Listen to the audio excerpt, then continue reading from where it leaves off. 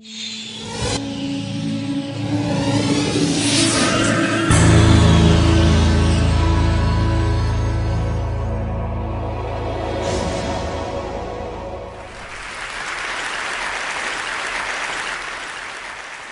was here 4 years ago, and I remember at the time that the talks weren't put online. I think they were given to TEDsters in a box set of DVDs, which they put on their shelves, where they are now. And actually, Chris called me a week after I'd given my talk and said, "We're going to start putting them online. Could we put yours online?" I said, "Sure." And 4 years later, as he said, it's been seen by it's been downloaded 4 million times. So I suppose you could multiply that by 20 or something to get the number of people who've seen it. And as Chris says, there is a hunger for videos of me. You know.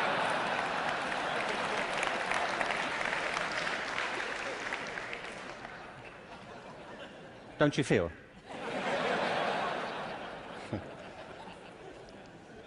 So this whole event has been an elaborate build-up to me doing another one for you, so here it is. Al Gore spoke at the TED conference I spoke at 4 years ago and talked about the climate crisis, and I referenced that at the end of my last talk. So I want to pick up from there, because I only had 18 minutes, frankly. And so as I was saying,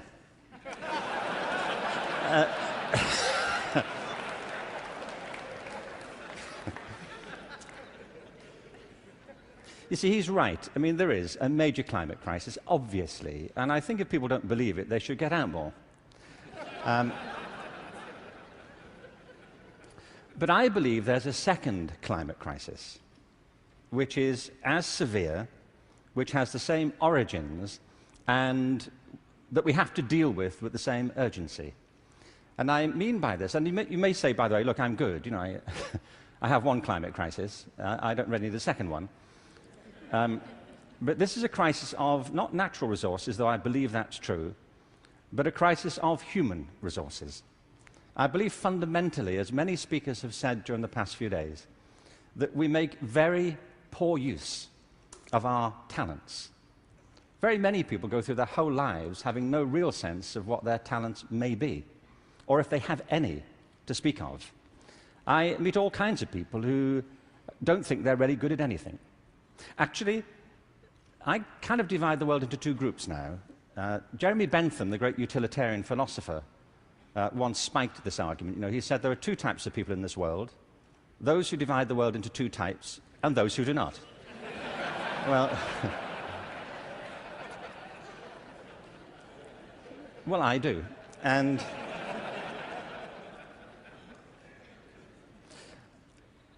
I meet all kinds of people who don't enjoy what they do. They simply go through their lives getting on with it.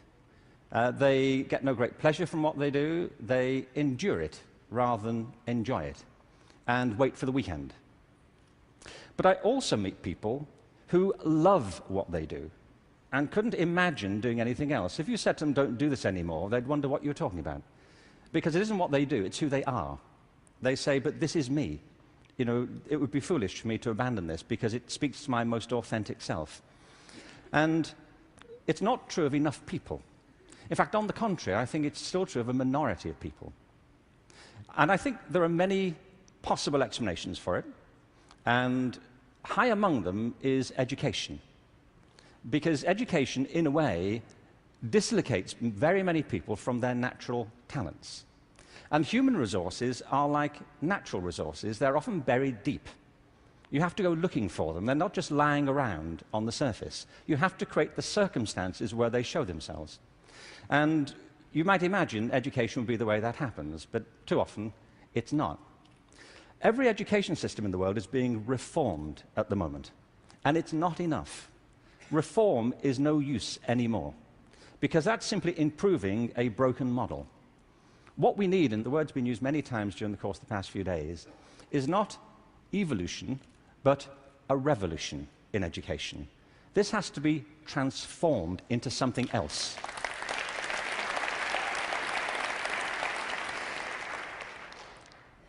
one of the real challenges is to innovate fundamentally in education.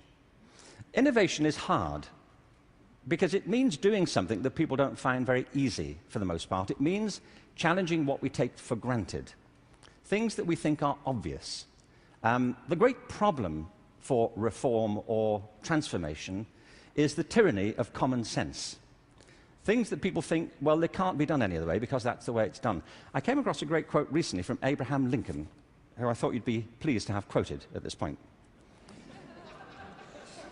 He said this in December 1862 to the second annual meeting of Congress.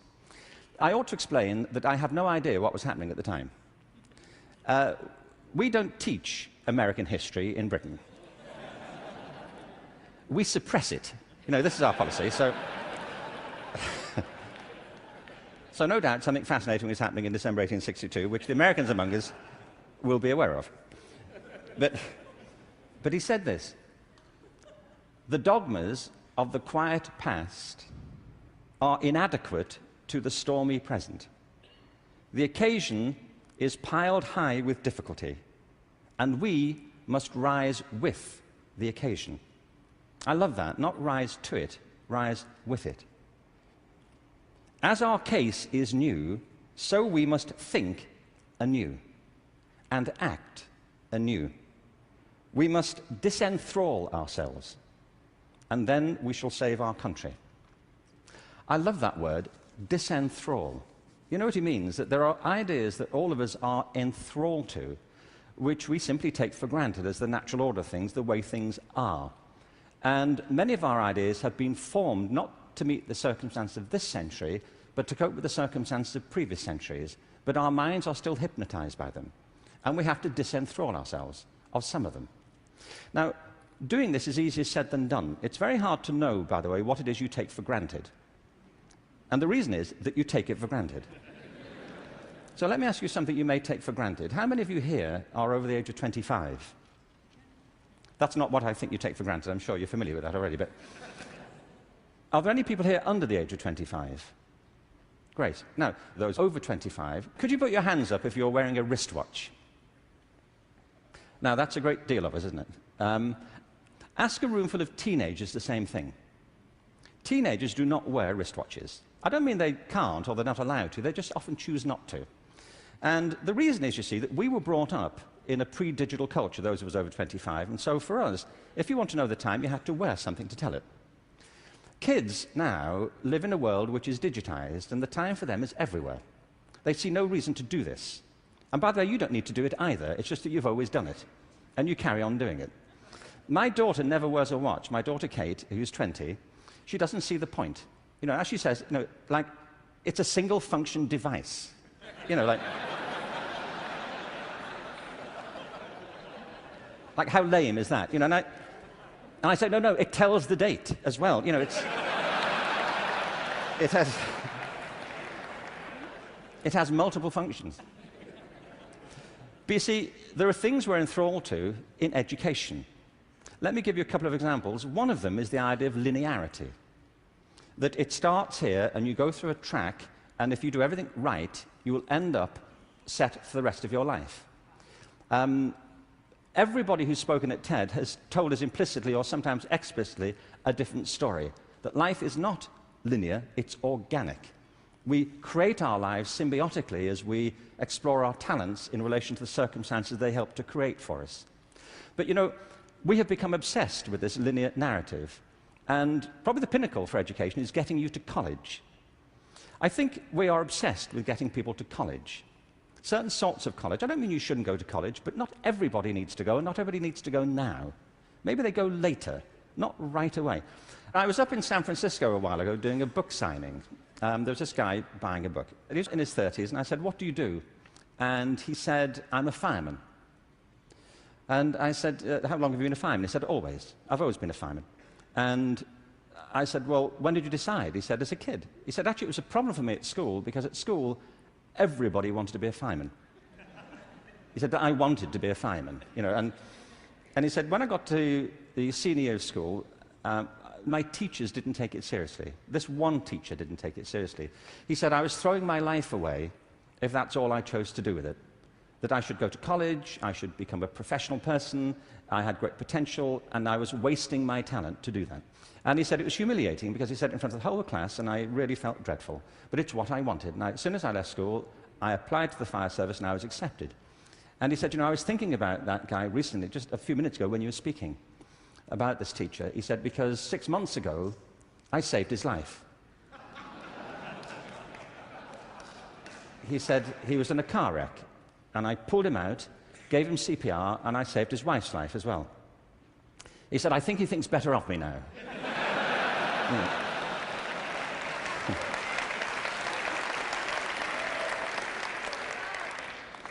You know what I mean?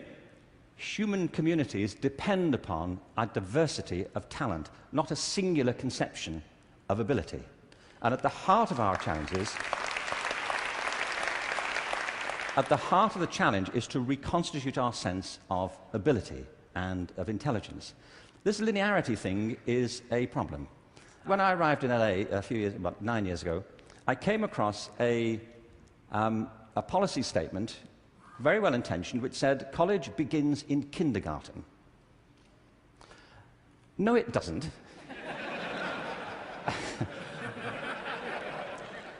It doesn't. If we had time, I could go into this, but we don't. Kindergarten begins in kindergarten. A friend of mine once said, you know, a 3-year-old is not half a 6-year-old.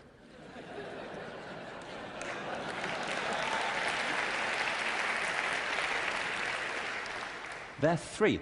But as we just heard in this last session, there's such competition now to get into kindergarten, to get to the right kindergarten, that people are being interviewed for it at 3. Kids sitting in front of unimpressed panels, you know, with their resumes. Flicking through it, saying, what, this is it?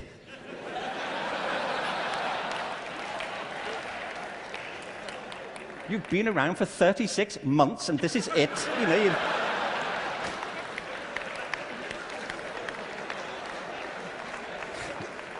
you've achieved nothing. I mean, spent the first 6 months breastfeeding, what I can say.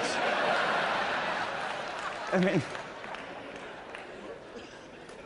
see, it's outrageous as a conception, but it tracks through. The other big issue is conformity. We have built our education systems on the model of fast food. This is something Jamie Oliver talked about the other day. You know, there are 2 models of quality assurance in catering. One is fast food, where everything is standardized. The other are things like Zagat and Michelin restaurants, where everything is not standardized. They're customized to local circumstances. And we have sold ourselves into a fast food model of education. And it's impoverishing our spirits and our energies as much as fast food is depleting our physical bodies.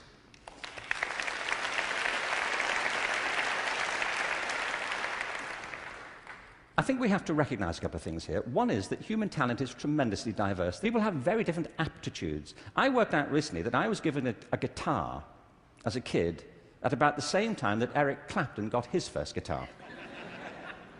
You know, it worked out for Eric, that's all I'm saying. You know, in a way, it did not for me. I could not get this thing to work, you know. No matter how often and how hard I blew into it, you know, it just wouldn't work. But it's not only about that, it's about passion. Often people are good at things they don't really care for. It's about passion and what excites our spirit and our energy. And if you're doing the thing that you love to do, that you're good at, time takes a different course entirely. My wife's just finished writing a novel, and I think it's a great book. But she disappears for hours on end. You know this. If you're doing something you love, an hour feels like 5 minutes. If you're doing something that doesn't resonate with your spirit, 5 minutes feels like an hour. And the reason so many people are opting out of education is because it doesn't feed their spirit. It doesn't feed their energy or their passion. So I think we have to change metaphors. We have to go from what is essentially an industrial model of education, a manufacturing model, which is based on linearity and conformity and batching people. We have to move to a model that is based more on principles of agriculture. We have to recognize that human flourishing is not a mechanical process, it's an organic process. And you cannot predict the outcome of human development. All you can do is, like a farmer, is create the conditions under which they will begin to flourish. So when we look at reforming education and transforming it, it isn't like cloning a system. There are great ones, like KIPS. It's a great system. There are many great models. It's about customizing them to your circumstances and personalizing education to the people you're actually teaching. And doing that, I think, is the answer to the future, because it's not about scaling a new solution. It's about creating a movement in education in which people develop their own solutions, but with external support based on a personalized curriculum. Now, in this room, there are people who represent extraordinary resources in business, in multimedia, in the internet. These technologies, combined with extraordinary talents of teachers, provide an opportunity to revolutionize education. And I urge you to get involved in it, because it's vital not just to ourselves, but to the future of our children. But we have to change from the industrial model to an agricultural model where each school can be flourishing tomorrow. That's where children experience life, or at home if that's where they choose to be educated with their families or their friends. There's been a lot of talk about dreams over the course of this few days. And I wanted just to, very quickly, I was very struck by Natalie Merchant's songs last night, recovering old poems. I wanted to read you a quick, very short poem from W.B. Yeats, who some of you may know. He wrote this to his love, Maud Gone, and he was bewailing the fact that he couldn't really give her what he thought she wanted from him. And he says, "I've got something else, but it may not be for you."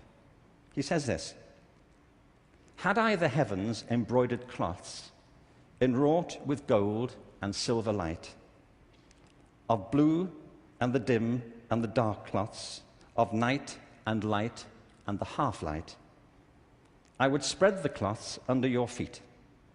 But I, being poor, have only my dreams. I have spread my dreams under your feet. Tread softly, because you tread on my dreams. And every day, everywhere, our children spread their dreams beneath our feet. And we should tread softly." Thank you. Thank you very much. Thank you very much. Thank you.